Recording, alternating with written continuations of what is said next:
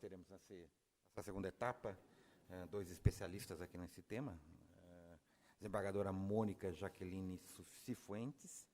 Ela tem um extenso currículo aqui, doutora em Direito pela Faculdade de Lisboa, mas eu vou dizer o seguinte, ela é uma grande escritora e uma juíza muito sensível. Eu vou simplificar o currículo dela pelas partes mais interessantes. É uma grande escritora mesmo.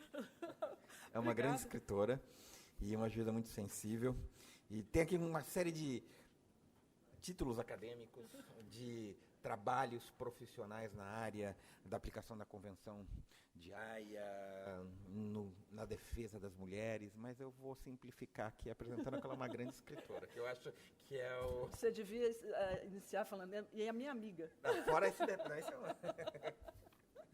é uma grande colega. Do outro lado, o Dr. Marco Aurélio Castriani, um grande colega também aqui, juíza da primeira vara, com especialização nesse tema, que também vai colaborar para as discussões desta manhã. Marco Aurélio também é doutor pela Universidade de Ibirapuera, professor titular, juiz federal aqui em São Paulo há 23 anos, foi procurador de Estado, é doutor e mestre em Direito pela PUC, é mestre em Direito Canônico pela Faculdade de Direito Canônico São Paulo Apostólico, também é um colega com uma grande dedicação à Justiça Federal de São Paulo. Vamos começar aqui pela Mônica, depois Marco Aurélio também apresenta suas contribuições. Mônica, com a palavra. Bom dia a todos. Uma satisfação estar aqui em São Paulo e eu cumprimento a Escola da Magistratura, na pessoa do desembargador Lunardelli, pela iniciativa desse evento. E cumprimento também ao desembargador por estar sempre empenhado. O desembargador Lunardelli tem participado desses eventos da Conferência da Haia já há algum tempo. Então, ele também é um especialista no tema, gosta do tema, e tenho certeza que esse é um dos motivos pelos quais esse evento está se realizando aqui hoje. Na pessoa dele, eu vou cumprimentar a todos os juízes, senhores e senhoras presentes, agradecer à juíza Leila, ao juiz Bruno, por terem me convidado também para poder fazer parte deste evento. Agradecer e cumprimentar o meu colega de mesa, Dr. Marco Aurélio Castriani. Cumprimentar aqui a minha querida amiga, Judge Krieger, juíza com quem eu tenho trabalhado já há alguns anos, nessa função de juíza de enlace para a Conferência da Haia. A doutora Shannon, com quem eu tive um trabalho muito profícuo com o Departamento de Estado americano, quando estive nos Estados Unidos, há um ano atrás, fazendo a minha especialização. Fui muito bem recebida pelo Departamento de Estado, pela doutora Shannon. Agradeço a sua presença, doutora. Cumprimento a todos aqui. Estou vendo ali meu colega de magistratura da primeira região, doutor Lincoln, colega de uma subseção de Uberlândia, aqui representando as subseções, que geralmente nós precisamos de prestigiar, né, as subseções nossas, e eu faço esse cumprimento na pessoa do meu colega, Dr. Lincoln. Então, meus senhores e minhas senhoras, gostaria dessa nossa conversa aqui, informal, de relatar para os senhores como foi que tudo isso começou, né? Como é que eu cheguei até aqui, nessa função de juíza de enlace para a Conferência da Haia. Bom, no final de 2005, a ministra Ellen Grace era presidente do Supremo Tribunal Federal e recebeu uma visita do então secretário-geral da Haia, que era o secretário Mr. Van Loon. Ele vinha ao Brasil fazer uma reclamação ao judiciário brasileiro de que nós estávamos descuidando do cumprimento da Convenção. Ora, para a ministra Ellen Grace foi, inclusive, uma surpresa, porque a Convenção havia acabado de ser aprovada no Brasil, entrado em vigor em 2001, e ela mesma tinha de confessar que ficou sabendo da existência da Convenção ali naquele momento, né? Ela mas então perguntou, mas que casos? Nós temos casos. E tínhamos aí alguns casos complicados com Israel à época, e que estavam gerando, como sempre, e como disse aqui a juíza Cecília, né, alguns incidentes complicados. Pois bem, a ministra Ellen, então, resolveu formar um grupo interinstitucional para que nós pudéssemos estudar a convenção e ver como ela se aplicaria no país. Eu fui escolhida na qualidade de que, por acaso, quando era juíza em Ilhéus, na Bahia, era juíza federal em Ilhéus, na Bahia, onde eu comecei a minha carreira, eu havia escrito um pequeno artigo sobre a convenção, e isso ficou nos anais do Conselho da Justiça Federal, e então foi assim que eu fui localizada para poder iniciar esse trabalho.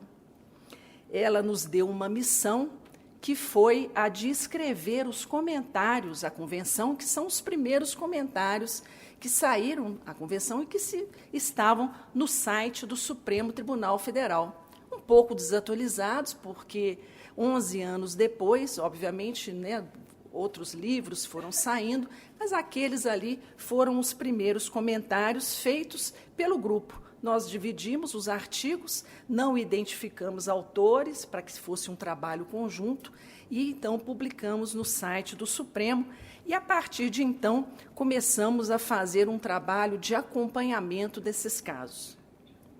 Bom, muito tempo se passou, e hoje é com muita alegria que nós constatamos a quantidade de trabalhos acadêmicos e como os juízes federais brasileiros se tornaram interessados nesse tema, porque naquela época, em 2005, nós mal sabíamos de quem seria a competência, se a competência seria da Justiça Federal ou da Justiça Estadual.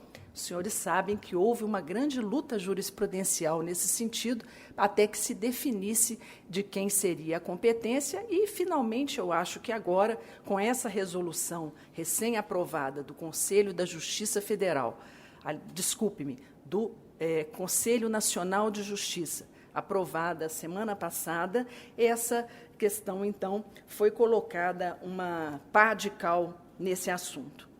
Então, eu considero que estou aqui falando para esse grupo nosso, que seriam grupos assim, um grupo, como diria o ministro Ricardo Cueva, que também tem nos acompanhado nesses seminários, né, doutora Leila? A doutora Leila também participa e é muito interessada nesse tema. Ele diz que nós falamos para iniciados.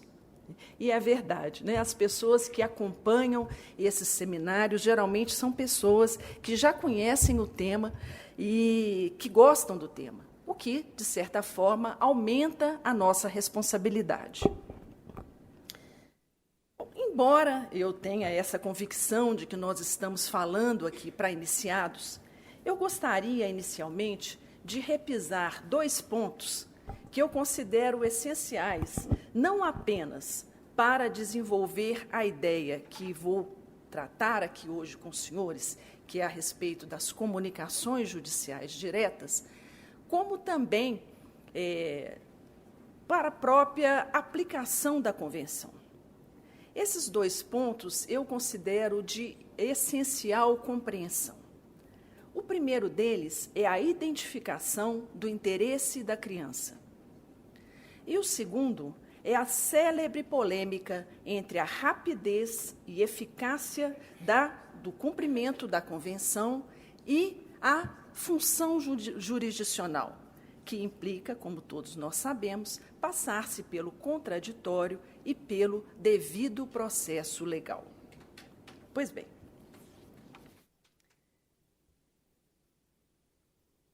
os senhores já estão cientes, e certamente os palestrantes que aqui me antecederam já colocaram esse ponto, sobre um dos grandes equívocos na incorporação da Convenção de 1980 no Brasil, foi a errônea tradução da palavra abduction para sequestro, que no Brasil tem uma conotação diversa. no Brasil tem uma conotação ou de criminal, né, que é o crime de sequestro e cárcere privado, ou então aquela medida acautelatória para se tomar bens do devedor em caso de dívida. Nenhuma das duas situações, obviamente, se aplica à nossa convenção. Mas, diante dessa errônea tradução, o que acontece? Não raro, os pais, os abdutores, quando eles recebem uma notificação para tratar de sequestro internacional de crianças, a primeira reação qual que é? Assustar e desesperar, obviamente, porque um pai que é acusado de sequestrar o seu filho, isso não entra na cabeça dele, ele se sente injustiçado com aquela argumentação. Ele, geralmente, e isso é o que acontece na maioria dos casos, as pessoas, quando cometem um sequestro, né, ou uma subtração, melhor dizendo, internacional de uma criança, eles se julgam no seu legítimo direito de assim proceder. Ou por estarem fugindo de uma situação insustentável no seu país de origem, o que é a maioria dos casos, ou então por desarmonia conjugal e, às vezes, até, a gente tem de ser sincero, até como forma de vingança do seu cônjuge. Os motivos são vários, né? Mas, de certa forma, ele considera até que, com aquele seu ato, ele está protegendo a criança, ele está, de certa forma, fazendo prevalecer o interesse da criança naquele caso. E aí surge o complicador para nós, juízes federais, porque nós somos, então, confrontados com situações de direito de família para as quais nós não estamos acostumados, e nem fomos sequer treinados para resolver. E, realmente, nós não temos de fazer isso. Eu faço mal comparando essa situação, né, eu comparo essa situação com a situação daquele indivíduo que vai ao médico para fazer um exame, uma operação de catarata no olho. Chega no médico, ele fala assim: olha, doutor, já que eu vou operar aqui a catarata, quem sabe o senhor não aproveita e dá uma puxadinha aqui e faz a minha operação de pálpebra também, faz aqui uma plástica na pálpebra. Aí o médico: não, mas escuta, eu não sou especialista em pálpebra, eu não posso fazer isso. Não, mas já que o senhor vai fazer isso, faz isso também. E o médico tem de virar para a pessoa e falar assim: olha, então o senhor, por favor, procure um outro médico, né? O que acontece no nosso caso? A maior dificuldade do juiz, e para mim aí está o ponto nodal da questão, é porque o juiz ele quer resolver o problema todo. Ele quer resolver a situação toda e ele não tem competência e nem atribuição para isso. Ele quer operar a catarata e fazer a operação de pálpebra, ainda que o paciente diga o seguinte: olha, doutor, se o senhor não fizer essa operação de pálpebra aqui, o problema vai continuar o mesmo, porque a pálpebra está caindo em cima do meu olho e está me impedindo a visão. O juiz ele se vê confrontado com esse mesmo dilema. Ou eu resolvo a questão toda, ou então isso aqui não vai ter eficácia, não vai ter nenhuma utilidade. Pois bem, mas só que há, nesse ponto exato, é que os juízes se perdem. Por quê? Porque aí eles começam a fazer uma série de audiências, perícias, investigações, tentativas de resolver a situação de outra forma, trazendo para si, no caso, a questão do direito de família. E como bem pontuou aqui o meu amigo no Nardelli, na sua observação, a questão às vezes pode parecer simples, mas não é. Há que se investigar aí, porque, como se diz, né, abaixo dessas águas muito plácidas se esconde um redemoinho. Mas, na verdade, o juiz ele perde o foco. Ele tem que decidir e tem que manter esse foco, que o que ele tem que decidir é se a criança retorna ou não ao seu país de origem. Essa é a missão do juiz federal, ao aplicar a convenção. E aí a gente se pergunta, mas e o interesse da criança? Que interesse da criança? O interesse da criança, ele tem de ser visto sob a perspectiva do direito de família? Obviamente que não. Nós não podemos investigar se ali, porque aí vem aquelas questões recorrentes. Ah, coitado do pai que ficou para trás. Coitada da mãe que estava sofrendo violência doméstica. Coitada da avó que vai ficar sem ver o seu netinho. Todas essas questões, embora compungentes para nós, elas não são objeto da convenção. Isso aí é para o cirurgião plástico, é para o que vai fazer a operação da pálpebra, é para o juiz que vai decidir sobre a guarda. O juiz federal, quando ele se mete a decidir sobre a guarda, ele geralmente mete os pés pelas mãos. Qual que é, então, o interesse da criança? O interesse da criança, no caso, tem de ser visto sob a perspectiva convencional, a perspectiva da Convenção de 1980. E aí a gente tem de remontar ao período em que essa convenção foi discutida, lá nos anos 80.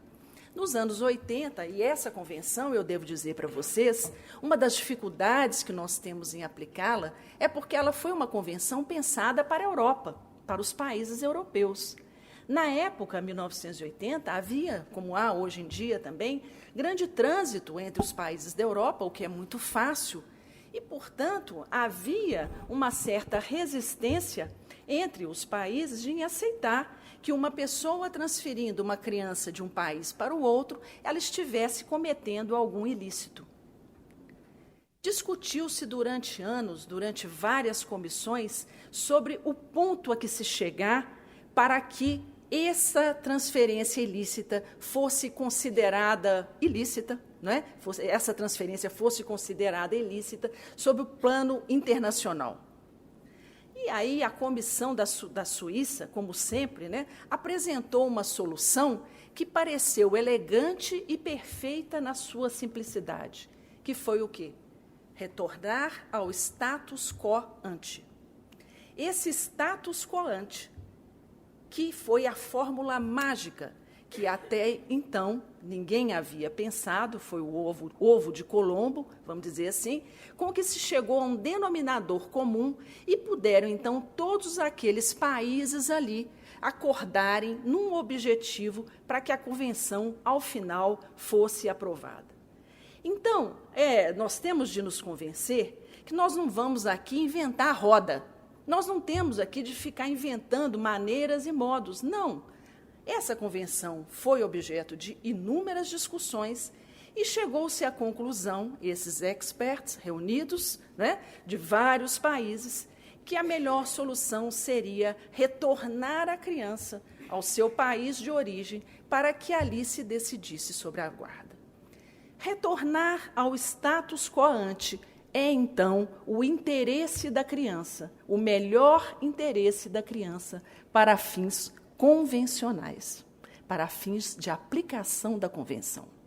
Bom, isso aí já nos permite abrir o caminho e resolver muitas questões, tirar muitas angústias de lado, porque a partir do momento em que o juiz federal se foca nisso, ele resolve questões aí paralelas. Por exemplo, a questão da violência doméstica.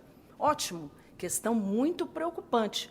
É tão preocupante que, para vocês, senhores, terem uma ideia, na Haia foi constituído um grupo de trabalho já há pelo menos 3 ou 4 anos, não sei exatamente, mas para discutir essa questão.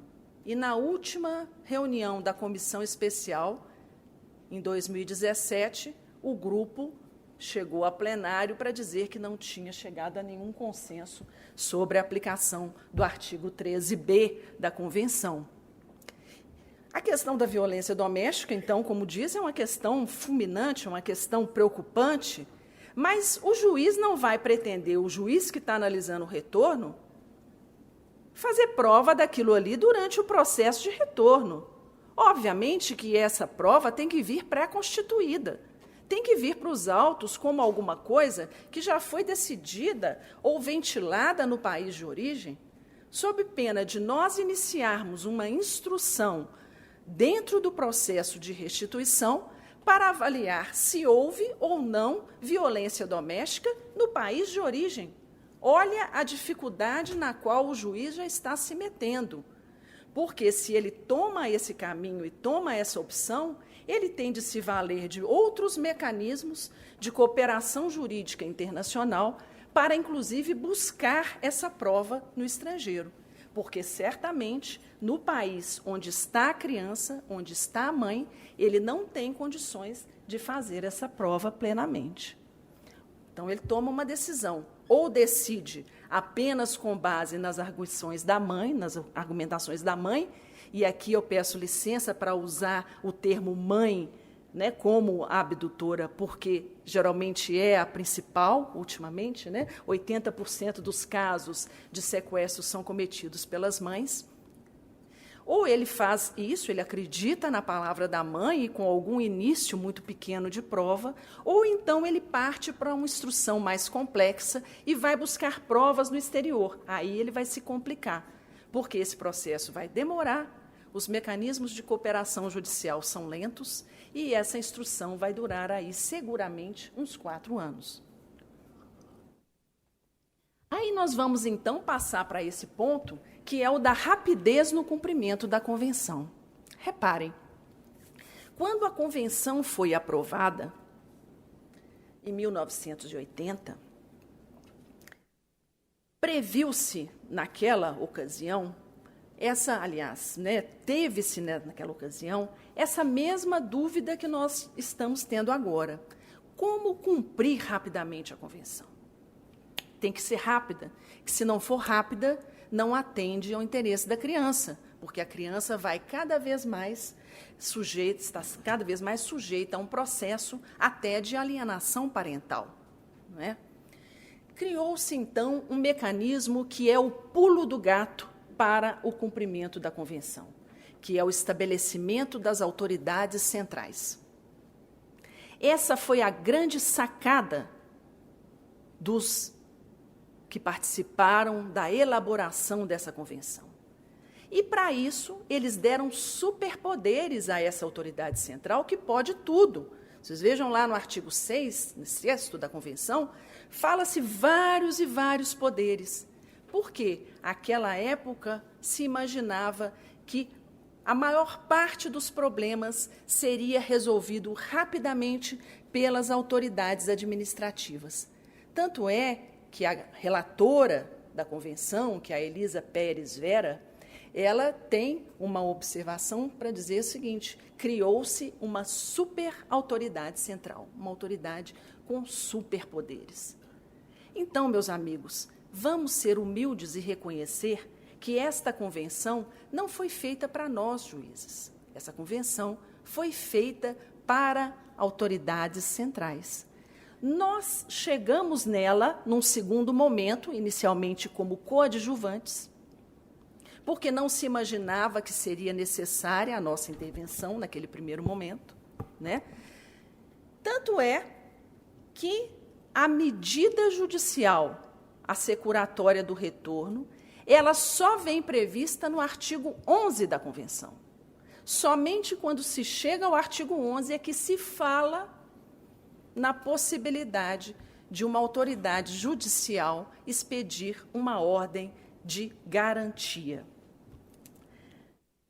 E tanto isso é verdade que o escritório da Haia, que é o responsável pela administração, vamos dizer assim, da convenção, somente em 2001, ou seja, 20 anos depois, começou a convidar juízes para participar das discussões relativas à convenção.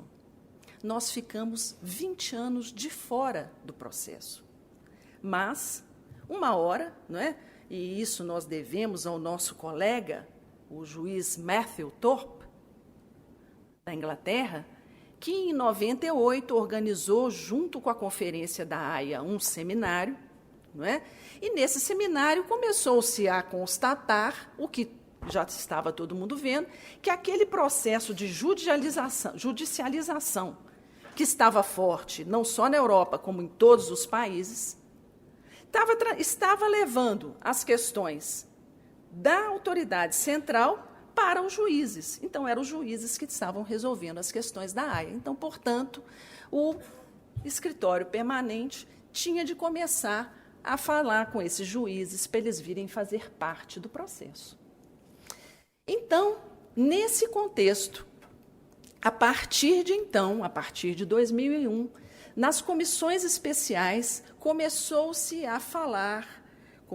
a colocar a necessidade da criação da rede de juízes como um elemento de comunicação entre esses juízes ao redor do mundo para o cumprimento da convenção e como um elemento de facilitação. E aí também, obviamente, nessa política de já que nós demos poderes e competência para a autoridade central de realizar o seu trabalho da forma mais rápida, nós também vamos criar um mecanismo para que os juízes possam também realizar a sua função de uma forma mais rápida. Daí porque pensou-se nessa nova ferramenta de cooperação jurídica internacional, que são as comunicações judiciais diretas. Com a instituição dos juízes de enlace, atualmente são chamados juízes membros da rede internacional da Haia, não é? Em que eles facilitam essas comunicações entre os juízes. Com isso, dando o quê? Segurança para a comunicação. Por exemplo, um juiz, a juíza Judith Krieger, por exemplo, ela parece-me que referiu-se a isso aqui ontem. Um caso sobre o qual ela era não apenas juíza de enlace na Flórida, mas também a juíza do caso. Ela precisava saber informações sobre a juíza no Rio de Janeiro, com a juíza do Rio de Janeiro, que estava cuidando, salvo engano, da guarda. O que ela fez? Ela me contactou e eu, então, a coloquei em contato com a juíza do Rio de Janeiro. Aí vocês vão perguntar, mas por que isso?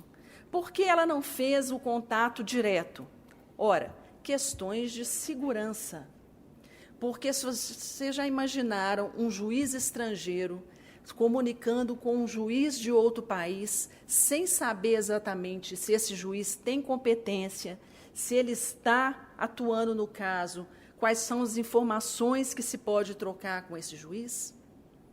Então, a Convenção da Haia estabeleceu umas regras, que estão aqui, vocês podem buscar na internet, são as regras para as comunicações judiciais diretas, que estão, inclusive, traduzidas para o português. Em que o juiz interessado em fazer essa ponte, ele pode contactar com o juiz de outro país e obter as informações. Esse contato dos juízes, ele se dá de duas formas. A primeira delas é em caráter geral.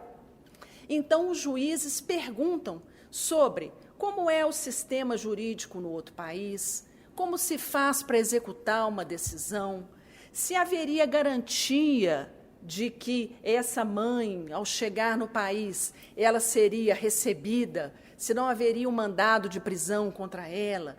Todas essas questões são questões genéricas que o juiz de enlace pode perguntar um para o outro. E esse é vamos dizer assim, o maior número de requisições que eu tenho recebido sobre essas informações de caráter genérico. E a coisa está ficando tão grande, que vocês têm uma ideia, que muitas vezes eu estou recebendo, e isso é uma coisa que nós temos de pensar daqui por diante, requisições, inclusive, que nada tem a ver com a Convenção da Haia. Questões várias que surgem de direito internacional, os juízes da Haia, então, perguntam um para os outros como é que é a legislação de um determinado país. Há, então, essa rede que se construiu na confiança, e isso eu estava conversando, inclusive, com a juíza Judite agora, sobre a necessidade dessa confiança que deve haver entre os juízes. Um caso, por exemplo, que nós, agora recente, que eu recebi o auxílio da Autoridade Central Brasileira. Um caso com a França, em que o juiz de primeiro grau determinou o retorno da criança, a criança voltou para a França, e aí o tribunal cassou a decisão, determinou que a criança deveria ficar no Brasil. Obviamente, a autoridade central francesa não tem como compelir o pai a devolver a criança. Então, agora nós estamos numa enrascada. E a autoridade central brasileira me pediu que me comunicasse com o juiz da França para saber quais são as formas possíveis de execução de uma decisão brasileira no território francês. Porque aí nós vamos ter que partir para essa outra etapa. Outro caso, por exemplo, que eu posso dizer para vocês, que nós vemos que é essencial a participação do juiz de enlace, quando há possibilidade de acordo, principalmente quanto às medidas executórias, como será esse retorno, quem pagará as despesas, como é que vai se fazer esses arranjos, a criança vai sozinha, vai com a mãe, quem vai buscar a criança no aeroporto. Tudo isso, o juiz de enlace tem se revelado muito útil, porque ele pode discutir com o juiz do outro estado, do outro país, essas medidas e então chegar-se a um ponto comum, inclusive sobre a maneira como essa decisão pode ser executada num país e no outro, não é? Recentemente, nós agora estamos com um muito grande caso, que eu vou até mencionar aqui, com os Estados Unidos, que é um caso que, para nós, brasileiros, já, de certa forma, iniciou o caso Bran, que há já uma decisão brasileira proibindo o retorno, né, decidindo pelo não retorno do menor. No entanto, há uma situação complicada nos Estados Unidos no tocante a procedimento criminal contra os avós. Algum de vocês já deve ter visto isso, porque saiu, inclusive, no Fantástico, na última semana, no último domingo. Então, a solução agora está em se partir para quê? Para um grande processo de mediação, porque já não há mais o que fazer no judiciário brasileiro, em que a decisão já foi tomada, inclusive já foi confirmada em segunda instância, e no judiciário americano também não há o que se fazer, porque a decisão do tribunal no Texas a respeito do ilícito que teria sido praticado pelos avós, porque lá esse tipo de sequestro, vamos dizer assim, é considerado crime, também a decisão já está para ser dada, vai ser dada agora, salvo engano, dia 3 de outubro. Então, qual seria a solução? O processo de mediação entre as partes torna-se imprescindível, porque, no fundo, a única questão que sobeja como raiz do problema é a questão da guarda do menor. Foi ela que gerou todo esse conflito que está à volta.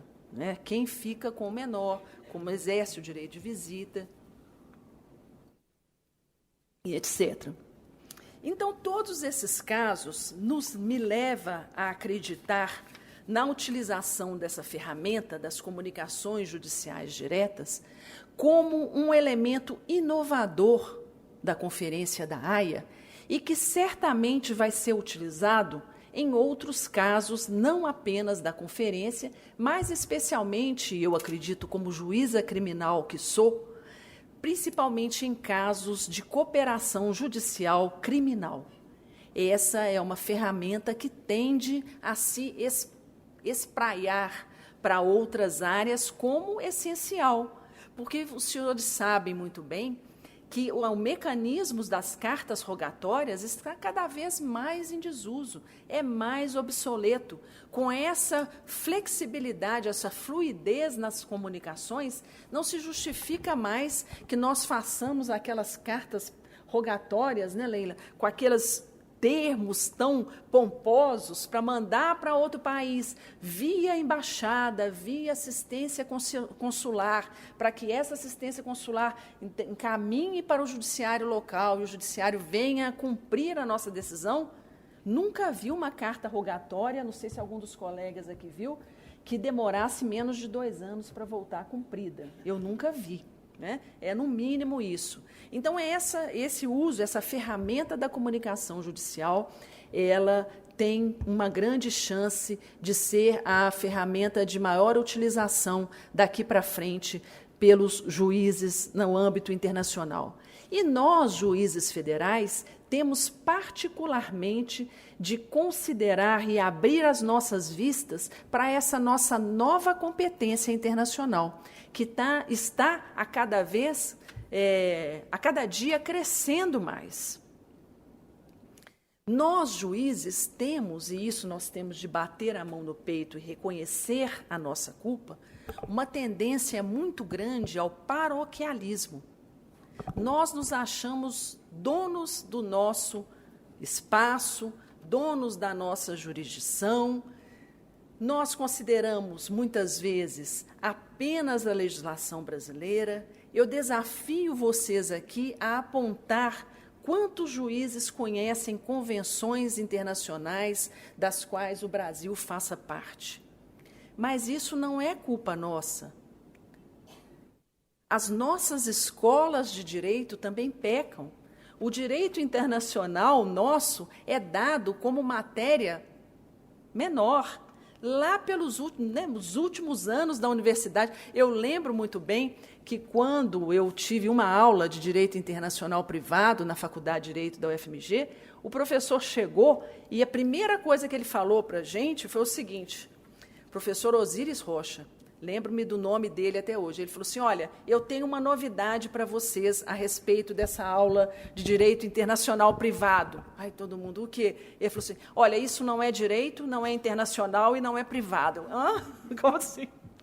Mas é a notícia, né? É o que se tem, porque o direito internacional privado, até pouco tempo atrás, era considerado um direito quimérico, porque o principal argumento dentro da visão de um direito sancionador, ou seja, um direito que só se impunha através de penalidades e sanções, é que, para o direito internacional privado valer, haveria que ter um órgão supranacional que impusesse essas decisões.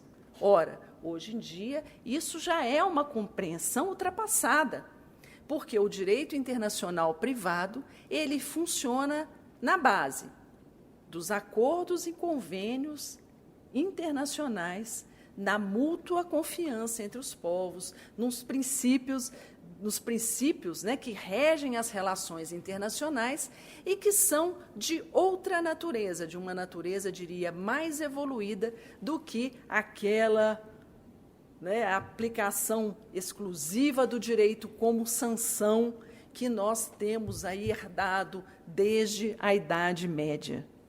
Então, desembargador Lunardelli, quando eu vejo a escola da magistratura, aqui da Terceira Região, tomando iniciativas como essa, eu só tenho mesmo que parabenizar a Vossa Excelência, como também aos meus colegas, aqui, doutor Bruno, doutora Leila, que organizaram, tiveram a iniciativa desse seminário, porque são medidas como essa que fazem com que os juízes federais saiam da caixinha, né? Que os juízes federais alarguem os seus horizontes e possam, como eu disse, se conscientizar do seu novo papel, que o distingue dos demais, que é o papel de assumir essa diplomacia judiciária internacional.